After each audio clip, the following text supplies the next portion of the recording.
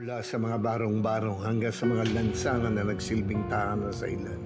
Nasaksihan ko ang hirap ng buhay ng aking mga kababayan. Ang bawat kwento ng gutom, ng sakit at ng kawalan ng pag-asa'y tila suntok sa aking puso.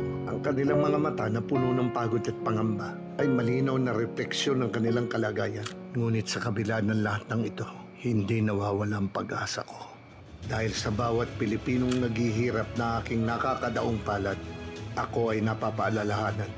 Isang paalala na may magandang bukas na naghihintay kung tayo ay bubuo ng pamunuan, may mabuting intensyon at tapat na maglilingkod sa bayan.